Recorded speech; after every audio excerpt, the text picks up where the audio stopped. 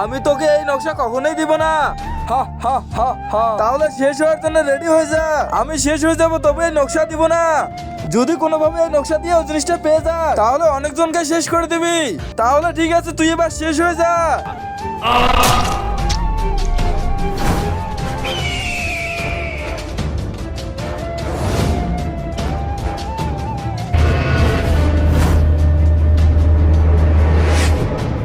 আর ওটা কি ওখানে মাটিতে পড়ে আছে কেন? তাড়াতাড়ি ওঠাতে হবে। এখন তো এই নকশা আমি হাতে পেয়ে গেছি, আমাকে কেউ আর আটকাতে পারবে না। আর দাঁড়াও। আর ভাই ও কে ছিল? আর তোমার অবস্থা কি? ভাই তুমি আমাকে ছেড়ে দাও আর ওকে ধরো। যদি কোনোভাবে ওই জিনিসটা পেয়ে যায় তাহলে ও অনেকজনকে শেষ করে দিবে। যাও ওকে আটকাও। আমাকে ওকে আটকাতে হবে।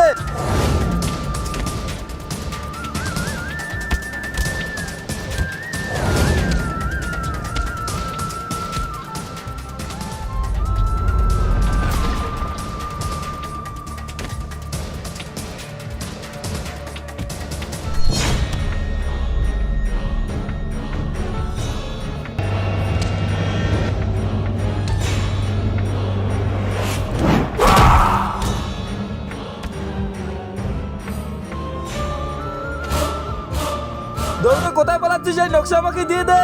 তুই কি জানিস তুই কার সঙ্গে লড়তে এসেছিস? এবার দেখ তাহলে।